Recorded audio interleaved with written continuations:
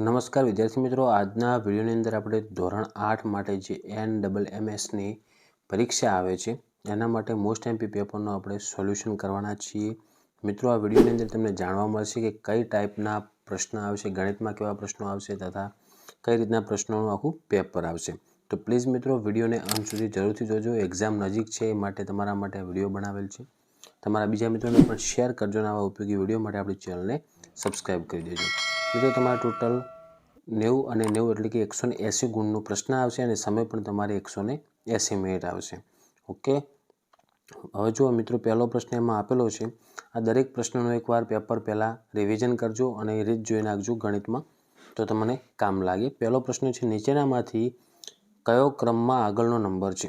તમને શ્રેણી આપેલ છે, એમાં આગળનો ક્રમ આવશે મિત્રો ઓપ્શન બી, જે ટીક કરેલા છે એના સાચા જવાબ છે 96. બીજો છે, ક્રમમાં આગળની સંખ્યા કઈ છે? તો એમાં આવશે ઓપ્શન એ 13. ત્રીજું છે, પેટર્નમાં આગળની સંખ્યા શું છે? તો જુઓ મિત્રો, પહેલાં 3 હતા, પછી 9, પછી 27, મતલબ જુઓ દરેકને 3 વડે ગુણી જવાના હતા. તો લાસ્ટમાં 81 છે અને 3 વડે ગુણશે એટલે જવાબ આવશે ઓપ્શન એ 243. ચોથું છે, પૃથ્વી પર પર્વતમાળાઓની પેટર્નનું શ્રેષ્ઠ વર્ણન આ રીતે કરી શકાય છે. તેમાં આવશે ઓપ્શન સી રેખીય. પાંચમું, નીચેનામાંથી કયો આકાર એટલે કે ખંડની સીમાને શ્રેષ્ઠ રીતે રજૂ કરે છે? તેમાં આવશે ઓપ્શન સી અનિયમિત. છઠ્ઠો, 6 બાજુવાળા બહુકોણનું નામ શું? તો ઓપ્શન ડી જવાબ આવે ષટકોણ. સાતમું, નિયમિત ષટકોણમાં નીચેનામાંથી ખૂણાઓ માટે શું સાચું હોય? તો એમાં ઓપ્શન સી જવાબ આવશે દરેક ખૂણો 120 ડિગ્રીનો હોય. ઓકે, પછી આઠમું છે, ચોરસને તેના કેન્દ્રની આસપાસ 90 ડિગ્રી ફેરવીને કઈ આકૃતિ બને છે? તો એમનું એમ જ બનશે મિત્રો ચોરસ જ, કારણ કે બધી બાજુ સમાન હોય. નવમું છે, ષટકોણમાં કર્ણની સંખ્યા કેટલી હોય? તેમાં ઓપ્શન એ જવાબ આવશે 9. 10મો પ્રશ્ન, પુસ્તક તો કે વાંચન? તો ચમચી, તો એના માટે આવશે ઓપ્શન ડી આવશે. ઓકે, ખાવું થાય. પછી આમાં ખોટું ટીક છે, ઓપ્શન ડી આવશે ખાવું. પછી 11મું છે, જો લાઇટ ચાલુ હોય તો સ્વિચ પણ ચાલુ જ હોય છે. મેં જોયું કે સ્વિચ ચાલુ છે, તો હું ચોક્કસપણે શું કહી શકું? સ્વિચ ચાલુ હોય શું કહી શકાય? લાઇટ ચાલુ હોઈ શકે, ન પણ હોઈ શકે. એનું કારણ શું છે? લાઇટ ખરાબ થઈ ગઈ હોય તો ન પણ હોઈ શકે. ઓકે, 12મું છે, જો કોઈ પ્રાણી સસ્તન પ્રાણી હોય તો તેને રૂંવાટી કે વાળ હોય છે? તો કૂતરો સસ્તન પ્રાણી છે. આપણે કૂતરા વિશે શું અનુમાન લગાવી શકીએ? આ તમારા મિત્રો માનસિક કસોટી માટેના આવા પ્રશ્નો આવશે, તો ખાસ તૈયાર કરીને જવાના. તો એમાં ઓપ્શન એ જવાબ આવે કૂતરાને રૂંવાટી કે વાળ હોય છે. 13મું, જો બધા ગુલાબ ફૂલ હોય અને કેટલાક ફૂલ ઝડપથી ઝાંખા પડી જાય તો નીચેનામાંથી કયો નિષ્કર્ષ સાચો પડે? જો બધા ગુલાબના ફૂલ રહ્યા એમાંથી કેટલાક ફૂલ રહે ઝડપથી ઝાંખા પડી જાય તો શું નિષ્કર્ષ નીકળે? તો એનો જવાબ આવશે ઓપ્શન ડી કે કેટલાક ફૂલો ગુલાબ નથી. 14મો, એવો શબ્દ પસંદ કરો જે પુષ્કળ સાથે સૌથી વધુ મળતો આવે. તો એમાં આવશે ઓપ્શન સી ઘણું વધારે. 15મું, જો બે ટ્રેનો એકબીજા તરફ 50 કિલોમીટરની અને 60 કિલોમીટરની ઝડપે મુસાફરી કરી રહી હોય અને શરૂઆતમાં 220 કિલોમીટર દૂર હોય તો તેમને મળવામાં કેટલો સમય લાગે? તો મિત્રો ઓપ્શન એ જવાબ આવશે એમાં 2 કલાક. 16મો, શર્મિષ્ઠા આરતી કરતાં મોટી છે, આરતી ગીતા કરતાં મોટી છે, તો ગીતા લીલા કરતાં મોટી છે. તો નીચેનામાંથી કયું વિધાન સાચું બને? તો ઓપ્શન બી જવાબ આવે કે શર્મિષ્ઠા લીલા કરતાં મોટી છે. 17મો, એક ફોટોગ્રાફ તરફ ઇશારો કરીને એક મહિલા કહે છે, આ મારા પતિના ભાઈની પત્ની છે. તો ફોટોગ્રાફમાંના સ્ત્રીનો એ સ્ત્રી સાથે શું સંબંધ થાય? તો એમાં જવાબ આવશે ઓપ્શન સી દેરાણી. 18મું, શ્રેણી આપેલ છે, પહેલાં જો 1, પછી 3, પછી 7, પછી 15. તમારે શું આવશે આગળ? તો એમાં આવશે ઓપ્શન બી 63. 19મો, સમસ્યા હલ કરવાનો સૌથી તાર્કિક રસ્તો કયો છે? તો ઓપ્શન બી જવાબ થાય કે પેટર્ન શોધવી અને કારણો સમજવા. 20મો, કે જ્યારે કોઈ જટિલ સમસ્યાનો સામનો કરવો પડે ત્યારે વિવેચનાત્મક વિચારસરણીનું પ્રથમ પગલું શું છે? તો ઓપ્શન બી જવાબ આવે કે માહિતી એકત્રિત કરો અને સમસ્યાને સમજો. 21મો પ્રશ્ન, કે એક મિત્ર તમને કહે છે કે ગાજર ખાવાથી દ્રષ્ટિ સુધરે છે, તો આ દાવાનું મૂલ્યાંકન કરવાનો શ્રેષ્ઠ અભિગમ કયો રહેશે? તેમાં બી જવાબ આવે કે વિશ્વનીય સ્ત્રોતોનો અભ્યાસ કરો કે શું તેને સમર્થન આપતા વૈજ્ઞાનિક પુરાવા છે. ઓકે, આપણે શું એના પુરાવા આપેલ છે ને એ સિદ્ધ કરવાનું. તો 22મો છે કે મુશ્કેલ પરિસ્થિતિમાં નિર્ણય લેતી વખતે શું કરવું જોઈએ? તો એમાં જવાબ આવશે ઓપ્શન બી ફાયદા અને ગેરફાયદાનું વિશ્લેષણ કરો અને લાંબા ગાળાના પરિણામોનો વિચાર કરો. 23 જો 2 રબરની કિંમત ₹1.50 હોય તો 10 રબરની કિંમત કેટલી છે? આ ઉકેલવાની સૌથી સારી રીત કઈ છે? તો એમાં ઓપ્શન બી જવાબ આવશે કે 1.50ને 2 વડે ભાગાકાર કરો અને પછી 10 વડે ગુણાકાર કરી નાખો. 1 રબરની કિંમત મેળવો અને પછી એને 10 વડે ગુણી નાખો. ઓકે. 24 છે જો કોઈ વસ્તુની કિંમત 25% વધે અને 25% ઘટે તો વસ્તુની કુલ કિંમતનું શું થાય? તો એમાં મિત્રો આવશે ઓપ્શન બી તે 25% ઘટે છે. 25 એક માણસની ઉંમર તેના દીકરા કરતાં 5 ગણી છે અને 20 વર્ષમાં તે માણસ તેના દીકરા કરતાં 3 ગણો મોટો થશે. તે માણસની ઉંમર હાલ કેટલી છે? તેમાં ઓપ્શન જવાબ આવશે મિત્રો સી. પછી 26 જયકુમાર કોકિલાબેનના પુત્ર છે. દક્ષાબેન કોકિલાબેનની બહેન છે અને રહીબેન દક્ષાબેનના માતા છે.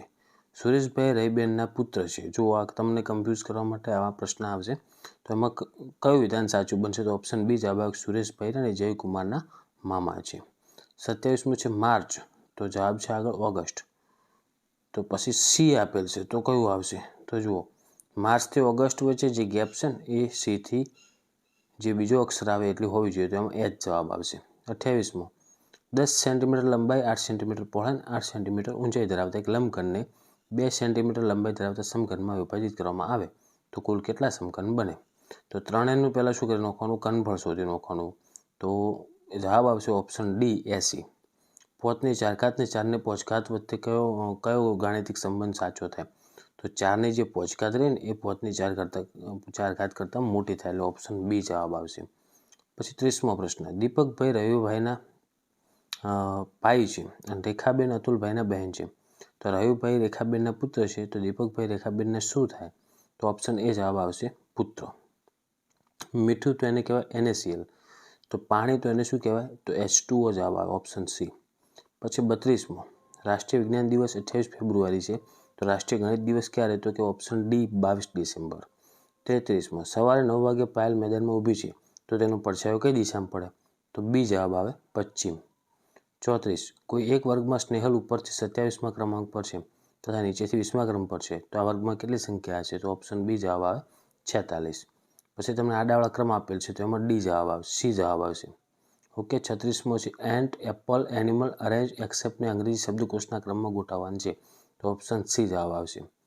પછી 37મો તમને અંગ્રેજી મૂળાક્ષરો કેરિયરમાંથી નીચેના પૈકી કયો શબ્દ બની શકે છે?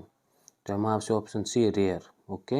38મો આપેલ આકૃતિનું જળ પ્રતિબિંબ શોધો તો ક્વેશ્ચન લખેલું છે અને જળ પ્રતિબિંબ ઓપ્શન બી થશે. 39મો એનું જળ પ્રતિબિંબ તો ઓપ્શન ડી. 40મી આકૃતિ એને જમણેથી ડાબે ફોલ્ડ કરી અને કેવા પ્રકારની આકૃતિ દેખાય એનો વિકલ્પ શું આવે? Option A. 41મો છે. ઓકે. તો એમાં જે પ્રશ્ન ચિહ્ન આપેલ છે અહીંયા કેટલા આવશે? તો 486 ઓપ્શન બી. 42માં તમારે કેટલા ચોરસ છે ગણવાના? તો ઓપ્શન સી 10. 43માં શ્રેણી પૂર કરવાની જેમાં બી જવાબ આવશે 7T. 44માં પણ શ્રેણી તો એમાં ડી જવાબ આવશે 9/3. 45માં શ્રેણી પૂરવાની છે પણ ABCDમાં તો સી જવાબ આવે વી. ઓકે. પછી 46મો આમાં વધુમાં વધુ કેટલા લંબચોરસ છે? તો એમાં ઓપ્શન સી જવાબ આવશે 9. પછી 47 આ આકૃતિમાં કેટલા ચોરસ છે? તો ઓપ્શન બી જવાબ આવશે 18.